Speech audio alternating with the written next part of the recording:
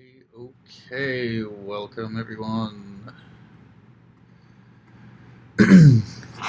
Here we are at Sword Lab again. Happy Friday to everybody. Hope everybody is doing well out there. Um, Today we will be switching over from the stick and we'll go and we will start exploring our next weapon, the jian, which is the Chinese word for two-edged sword, double-edged sword. Um, We'll be looking at the Chinese version, because obviously that's the kind I practice, and we'll be doing that. I'll throw in a little history here first. We'll discuss the weapon a bit, and then we will continue. We'll do some technique and show that how it kind of relates to some of the other stuff that we do, especially with the stick. So, there you go. Okay, so the jian. So in Kung Fu these days, the jian is often referred to, like the staff is the grandfather of all weapons. This is the general or the marshal of all weapons. It is given the lip service, at least amongst martial arts, that it is the weapon that requires the most skill in handling, and is the most versatile. All of that. I will say that this does take some skill to use, of course, obviously. That's why we have fencing. That's why we have all of these arts and all of that thing. So, basic. It's not Chinese swords should not be considered too much different than other swords. They have their own qualities, right? Their own characteristics, and all of that. Some of those characteristics, not an exclusive or an exhaustive list, but give you something. Chinese straight swords generally have less variation in the shapes of their blades than their Western counterparts. There are lots of different shapes, different blade shapes, with different tapers and different tips and all of that kind of thing in the Western arsenal. And if you look at jian throughout the centuries, the fittings change a bit, yet the geometry of the blade and the overall kind of like use of the weapon, it falls pretty much within these kind of limited parameters. There is, of course, variation within that, but some of the things, we'll show you some things. So, of the one-handed jian, this is the most common type of guard these days. It's based on a Qing-style handguard, Qing/Ming, that kind of thing. These, I've got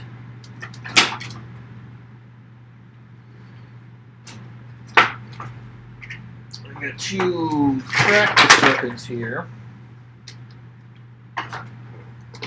that can demonstrate something. So there are guards that will have the horns pointing toward the blade, and then there are going to be guards that have it sloping away from the blade.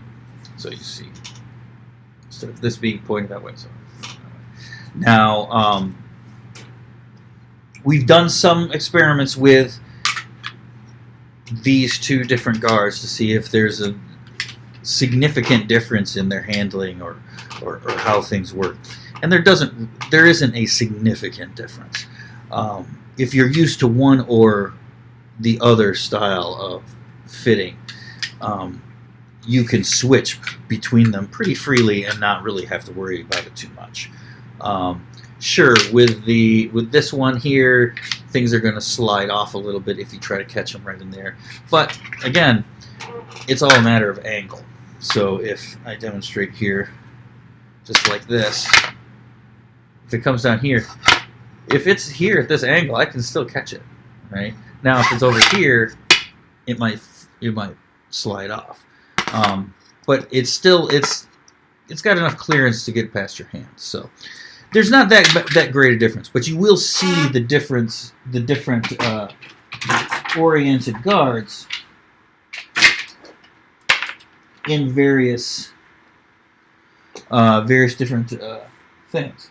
Now, to contrast that, pick up one of the Western type hilts like this, right? And this is probably the sword, an arming sword of sorts.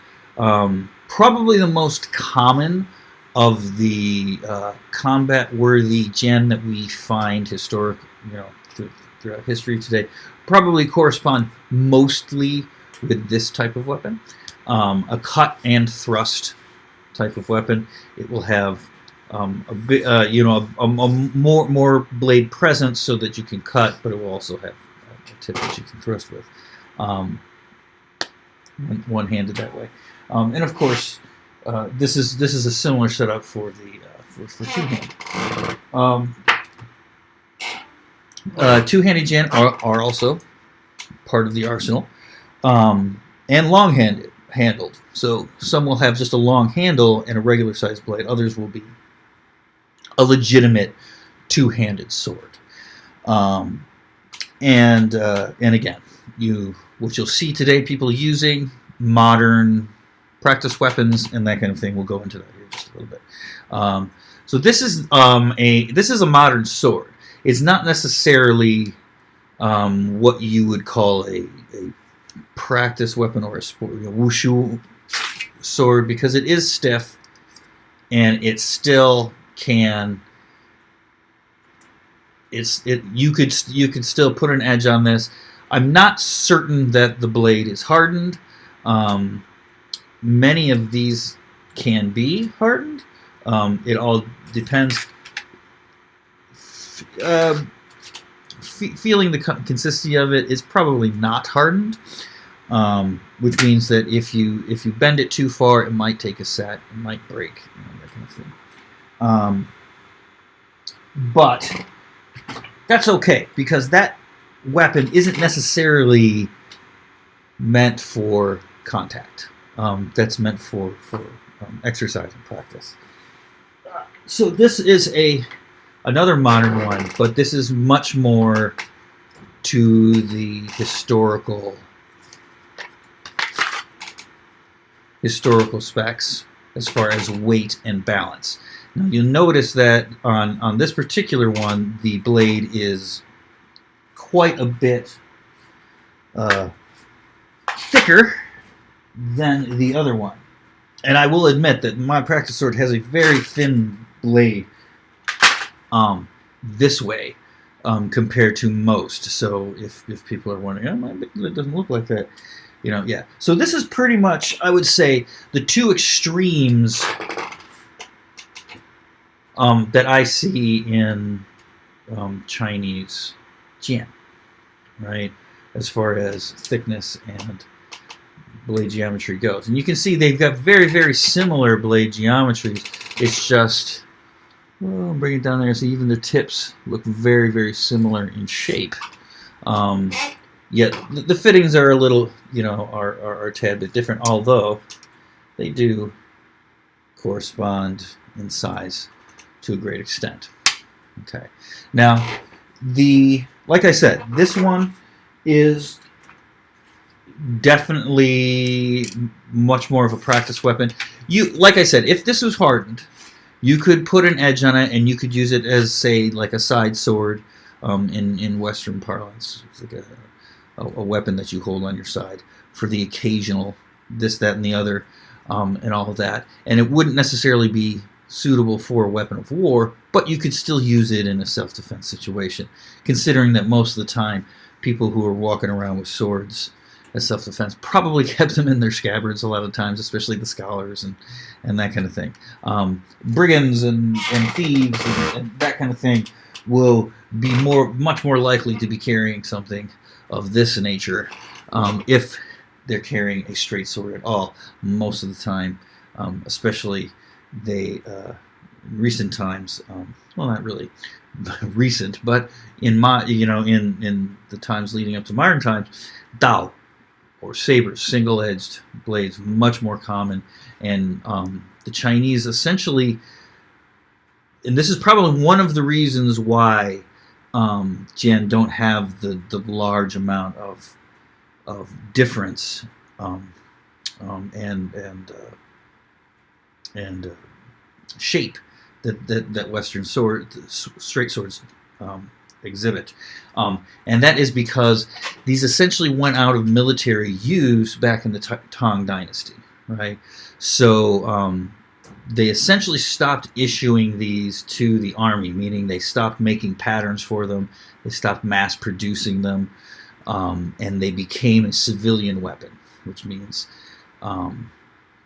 they would be made in small batches, more for the custom and the collector, or for personal this, that, and the other. Swords like this a lot of times would be made for militias, and they would just make a whole slew of these kind of short swords for militias, and they would just hand them out to the militias. And we have evidence of that happening as far back as the Ming Dynasty and all the way up through the Jing. So there you go. The straight sword, the Jian, becomes almost an entirely civilian weapon, being used only in civilian type militias and that kind of thing, and being more produced in more consumer ways than, say, Dao. There's lots of military pattern Dao. There's lots and lots of Dao that were made with the exact same specifications all throughout that. And you can see those things, and there's lots of records of how long this particular Dao should be and how long this one should be and all that kind of thing. And we don't have a whole lot of that in modern times for this kind of stuff.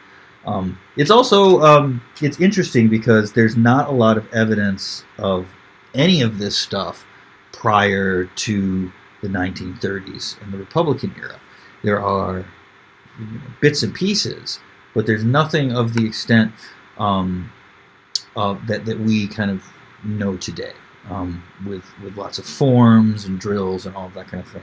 We have descriptions, we have basic things, but so much of this stuff was passed down orally, so much of this stuff has been, deemed unimportant, so it's not been preserved, and so here we are. But that doesn't matter for us right now. So anyway, balance point on these things is generally about 4 to 6 inches up from the guard, depending on the sword. Right, I tend to like it here. This is a little far ahead, but it's not too bad for me. Right, I can still wield this with great speed and control. Right, and no problems. Right, it weighs. I'm going to say about 2.5 pounds. I have not weighed it, but I definitely know that it is about 2 pounds. There, it's on as far as how swords feel to me. This feels a tad heavy because of the balance point out there, but because of the it's actually fairly well balanced, even though it's out in front of me, and with proper technique, that position of the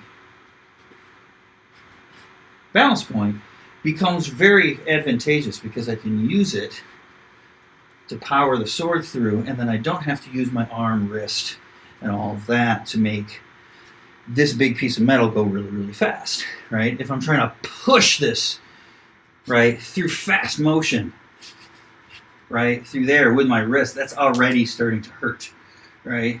But, right, so this is where all of this body motion, you see, comes in. Okay? I exaggerate it here, and I exaggerate it in practice, right? So that I get good good practice and good movement out of it, and so that when I go to real free play and everything gets contracted down, I still have a lot of circle that I can use. If I'm used to doing this kind of stuff, doing that, going to be a piece of cake, right? And again, that is one of the reasons why we practice this kind of stuff. Yeah, like I said, I don't know if you can see here. See there. This has very little flex in it. Like I said, and it is definitely a more thing. So I often pull this out because a lot of people say, well, do that with a real sword. Okay. So I'm doing it with a real sword, everybody. Okay, so now let's talk about this.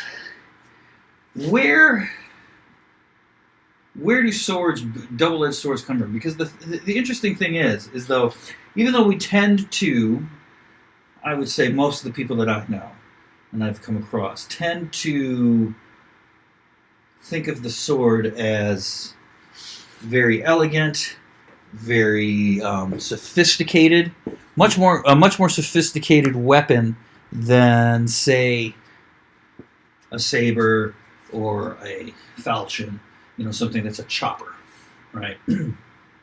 Now, I would dare say that you put a good enough edge on this sucker, it'll be a good chopper, right? I mean, it feels pretty good in that sense. And if you can move the blade and get it moving at the speed and angles that you want, then it really doesn't matter. So, because that's really what we're talking about.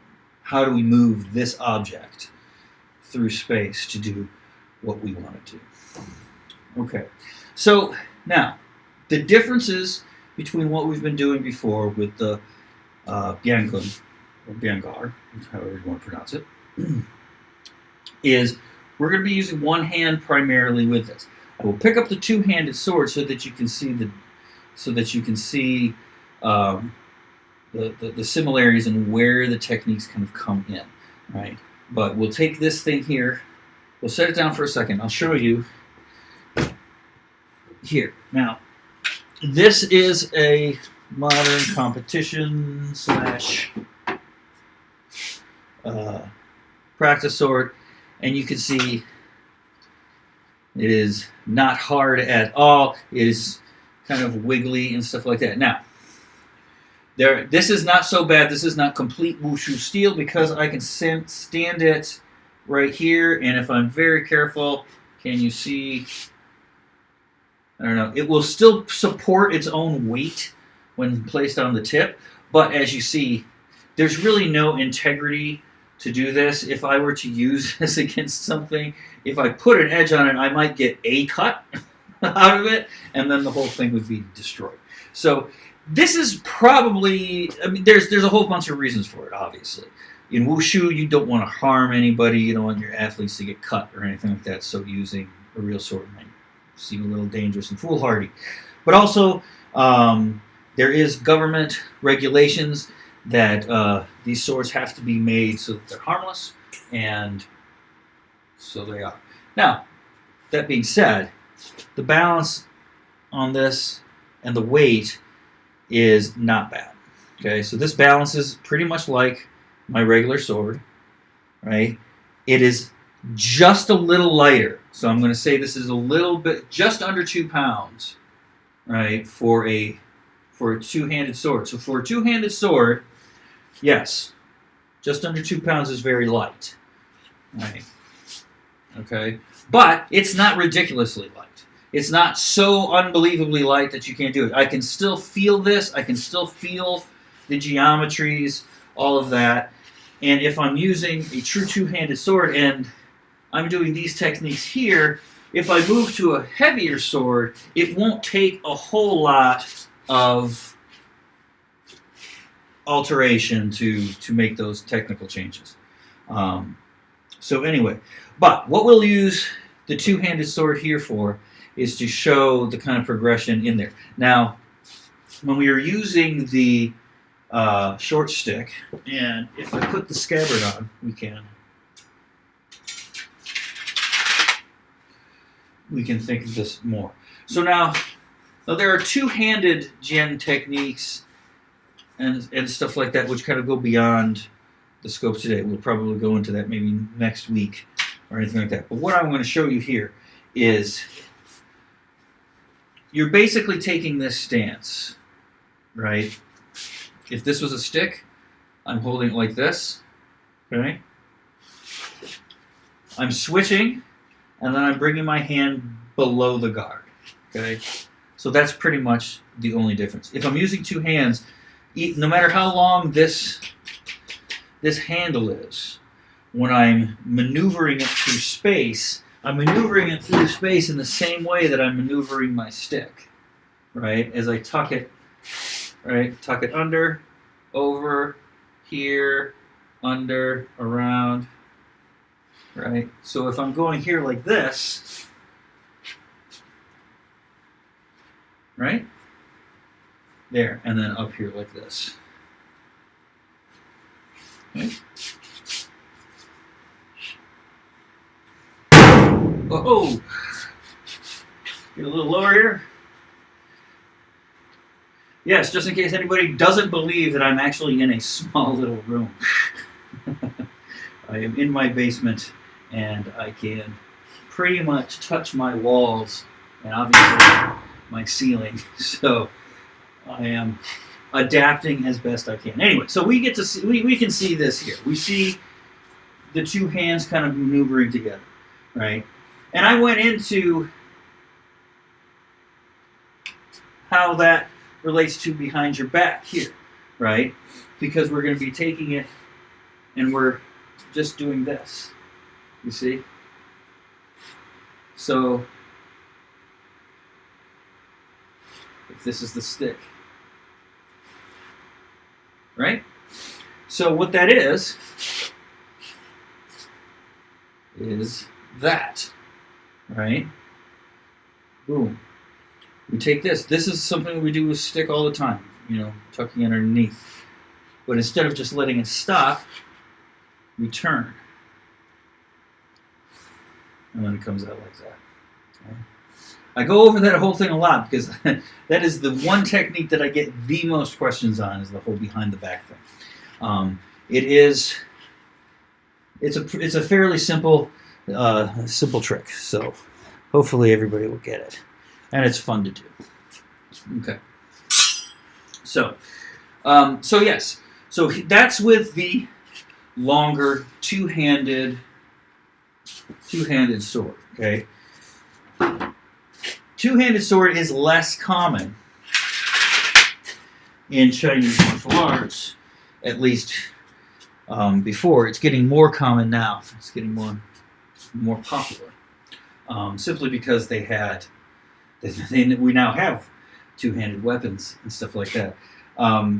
The person who taught me the most about the two-handed sword, Yu Chenghui, when we did it, we all had these. I'll show it to you next week. But we had these very cheap, simple long swords with cheap wallpaper around the scabbards and all that.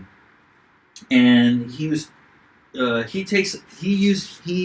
holds his hands a whole lot like this, right there. Like this. If you've watched Damon also learned from Master Yu. And so you'll see when he comes up onto his handle and onto the guard, that's something that teachers used to do all the time.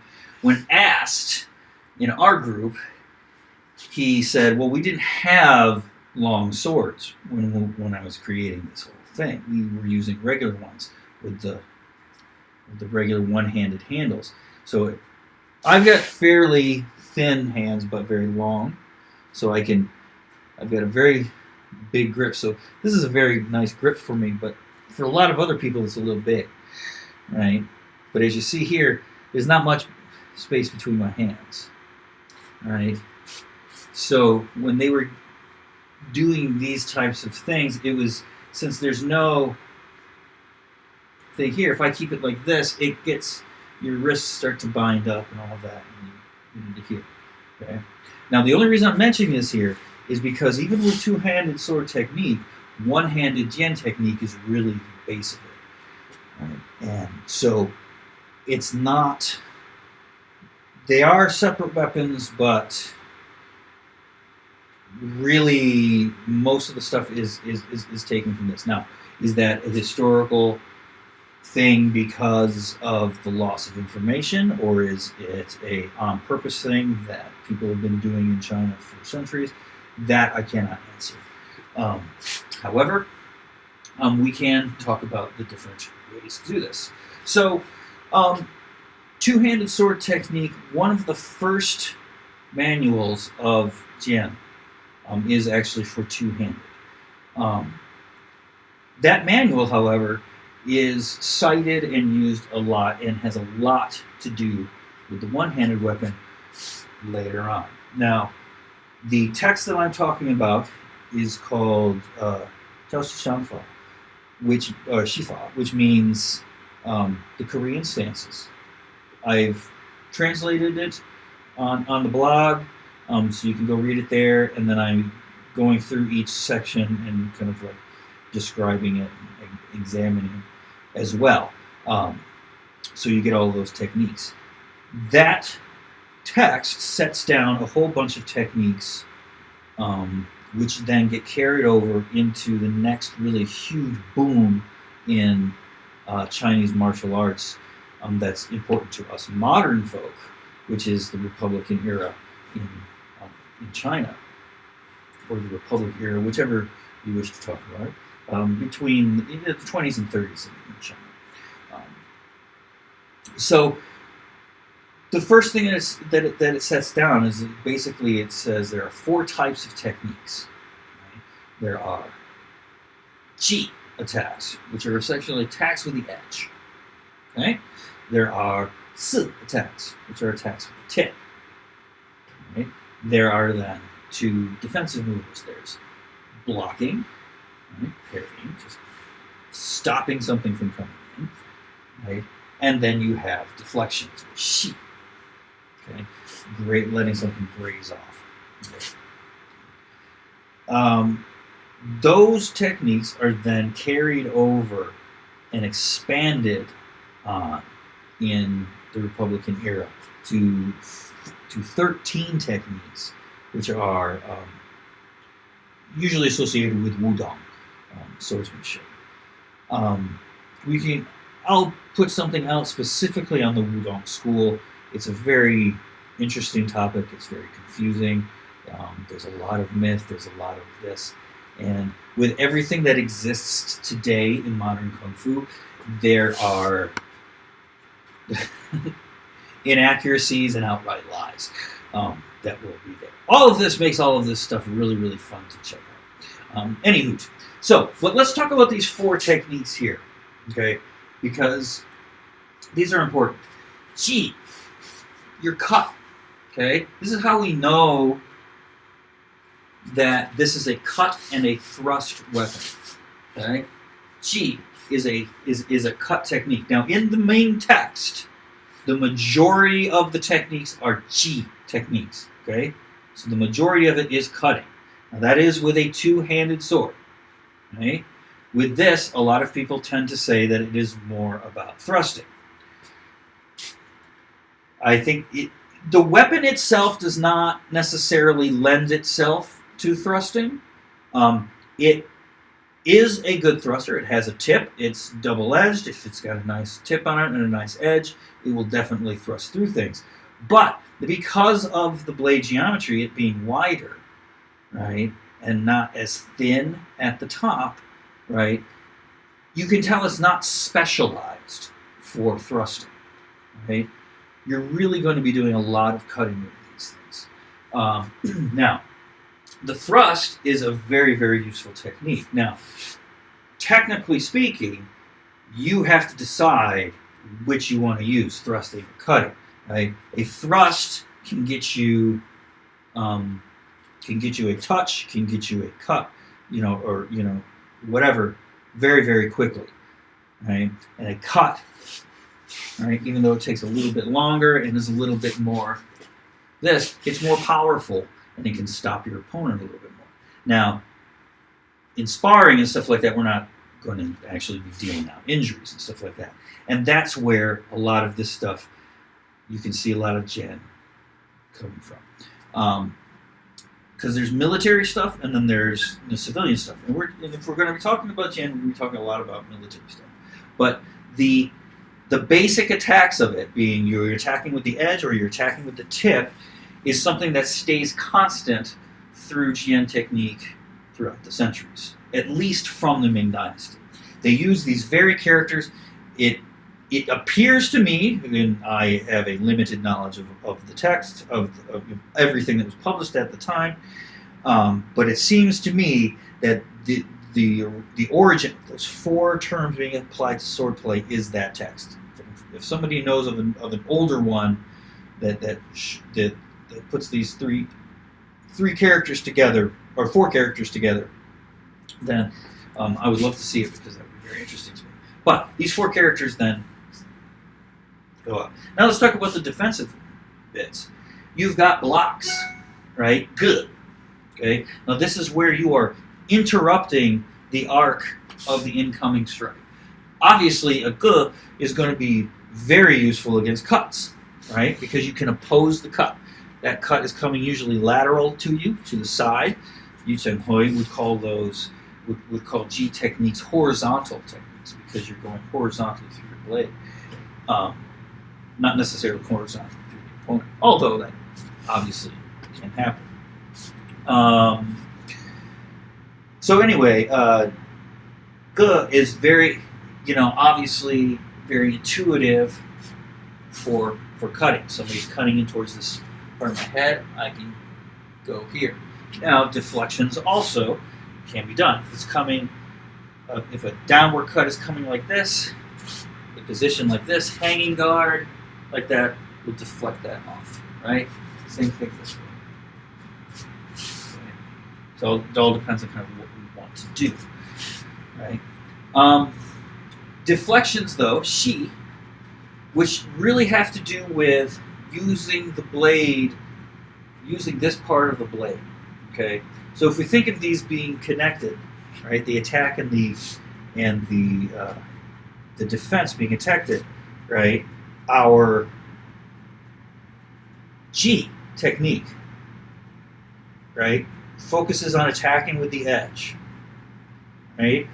Our ge technique is going to look at crossing that and trying to stop things. So we're essentially going to be pairing with the edge or something, or basically across the blade, using this geometry like this, right, to hold it. Shi, or si, on the other hand, right, is coming through like this, right? It's very quick. It's hard to see, right? If you try to swat at it with a ge, something like that, it's probably not going to do anything, right? Because that momentum is still coming towards you. You might move the target over a little bit so it will hit you here instead of there, whatever. But using a shi, where you come into opposition with that blade and guide it around you, those two things are paired, right? So if ji uses the horizontal to attack, shi uses the horizontal to defend. Okay? And then if si uses the vertical, right, this, to attack, which really doesn't, none of these analogies work all the way a lot of times. They're just mnemonics to help us remember things. So anyway, so we can think about that, right? We've got deflections, we've got blocks, boards, whatever you want to call them, right? And then you've got cutting, and you've got stabbing, right? But in Chinese, we have two other types of technique that we can do with the tip that are not stabbing, okay? So, we have the thrust, okay? There. Now, 刺 literally means to sting, right? So it's a word that brings up something quick, something painful, and something, annoying, something meant to perturb you. And these next techniques are something that we use a lot in Chinese swordplay. In most styles that I've seen, you can't generalize Chinese swordplay too much because we're dealing with a very large area and a very long span of time. And depending on where you are in there, it's all going to look a little bit different. But modern day, if you're looking at the forms, you're looking at the different ways that people do it, these two,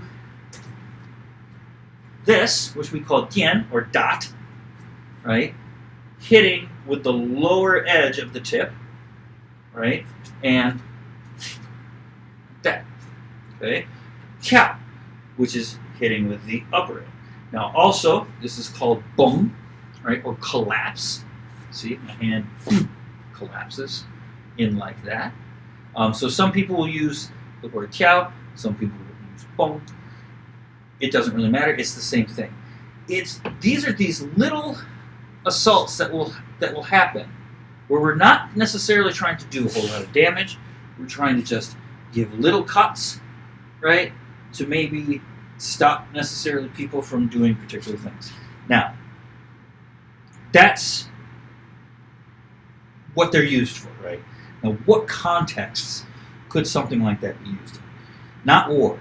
You're not wanting to do tiny little cuts on somebody and perturb them in war. You're looking to just destroy them, right? You do not want that opponent to be on your battlefield, right?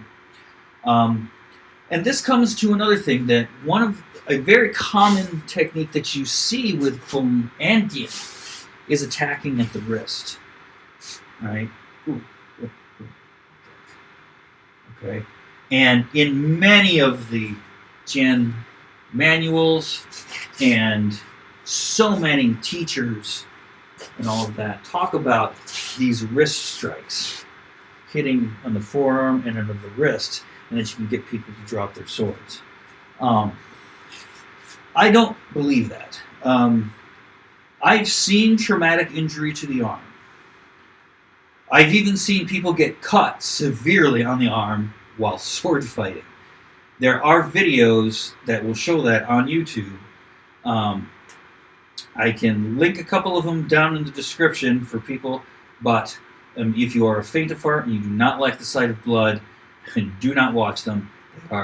They are gruesome, but you can see that these cuts, no matter how severe they are, if you get a really big boom cut all the way down to the bone on your forearm, right? Your hand is not useless. There are redundancies and everything like that. Okay? Now it's not going to work right, but there's that. In a life and death street fight with swords, stuff like that, the wrist probably is not going to be my favorite, right? When it's very easy just to go for the hand, right? Instead of going for the wrist, go for the hand, right? That's a far better way to get somebody to drop a weapon. So where does this idea of the wrist cut come in? And these tiny little cuts that aren't really going to do much to somebody. A friend of mine, you've seen on this channel, John Solomon, did have the idea that first blood duels is probably one of the major places that you could use a technique like that. And then that would be a very, very advantageous thing, right? We're dueling. All I'm trying to do is draw blood on you before you draw blood on me. So going for the wrist, right, that's a pretty good option. I can get some blood. It's not going to do a ton of damage. There's also this idea that touching the wrist or placing the sword on the wrist was the gentleman's way of saying, I've gotten through your guard, right? And that they didn't want to, since they didn't have practice weapons like we do now, they would do sticks and then sometimes they'd do live swords for certain things, that if a technique called for assaulting the hand or something like that, instead of breaking your partner's fingers, you go to the wrist, and if you make that touch, nothing much happens. Because if you're wearing a bunch of thick clothing too, it's going to be difficult to do a whole lot of damage through there. You would have to have this razor sharp, right? And it would not stay that way. So again, what we're talking about here is, different uses that people kind of like all put together, right? Like I said, this sword here weighs, a little more than 2 pounds. It's robust. It's got everything that you need. It doesn't flex. It's just a good usable sword, right? That could probably stand a few uses in the battlefield as a sidearm. It could be used as a personal defense weapon, or whatever. Whereas something like this, if you hardened a blade of this nature, it would be fine, because there's rapiers and there's small swords and there's side swords that have blades like this, right? You're giving up a little bit of your cutting, but if I'm doing duels, I don't need to cut somebody's arm off. I don't need to cut somebody's head off. I don't even need to cut somebody's finger off, right? I just need to draw a little bit of blood, right? I just need to make a touch, right? Or make a cut, or stab, or something like that. And this is a much more gentlemanly way, rather than trying to just rend somebody asunder, right, with a blade. Cleave them in two, as it were, right? Boom. Just these little dots. So those are two ideas of why that type of technique exists in modern Chinese swordplay. I think it's probably a combination of both. There's probably a little bit of first blood dueling as the ipso facto idea of reality at the time. Like, we tend to think in fighting, we say, is that reality? Would it work in an MMA fight? Whereas MMA has become kind of the analog for reality now, even though that's just one little context. It's sport fighting, right? You throw knives in there, and you've got an entirely different thing. Give one guy a knife, and you've got an entirely different thing. But so maybe that's all Chinese swordplay, especially in the Republican period, or not maybe all, but at least a great amount of it was practiced by people who were dueling, who were going up against another person. They were doing these honor duels, what have you, all of that. And just like every other sword tradition, there's a lot of BS and embellishment that happens with all of this stuff. So we have to keep that in mind. But these techniques that happen with the sword, right? Everything is going to be predicated upon that stick, because this is essentially a sharpened stick. And when it interacts with other weapons with it, it interacts like it was a stick, right? And all of those things kind of come through. All of those ideas. We get these different ways to use the blade based on its orientation, like what we want to do with it. Do we want to do with the tip, with the edge, flat, all of that kind of thing. We'll do that. So, okay, so that brings me pretty much to where I got. Let's see what we got as far as questions here. Keep it going. Thank you. Let's check the social media pages and see if we got anybody.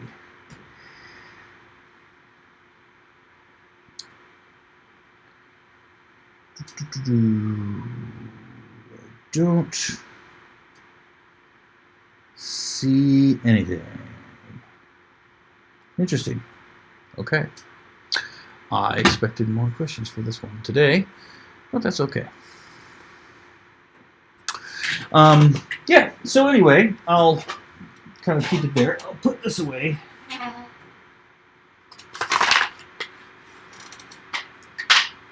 And I can show a little bit. Kind of close up how these techniques sort of work. So we're here like this, G and G kind of come together like this. Now, if this is doing G, I don't necessarily want to go 90 degrees to the weapon. I want to have it turned here a little bit, but I want to utilize the I-beam structure of the blade to do it. If I'm using Shi, now I'm going to be like, as this is coming in here like this, so this is coming in here to do that, then this slides it off to the side there, right? Okay. If this is coming straight, obviously,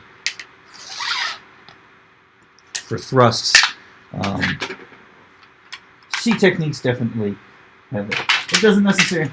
Again, none of this means that this is the only places that you can use these things, right? It's just where they find the most utility, right?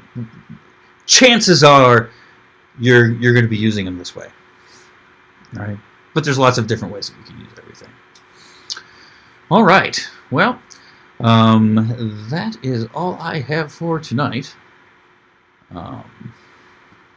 We'll give people a couple of more seconds here to ask a question if they need. And if not, then we will call it for this evening and get on with our quarantine lives. All right. Well. All right. Okay, well, that's what I got for today. That's a little overview on RGN. We'll talk a little bit more about things. One thing I know that I have been asked before is what's the correct way to grip it. The correct way to grip it for me, and this goes through, is a good, firm, yet adaptable grip. Right? If I'm using this sword here, right? Notice that as I maneuver it, right, my grip changes. Right? Now, there are some people who prescribe a particular grip. You need to put your thumb here. You need to keep your thumb here, like that. And yeah, personal choice, definitely.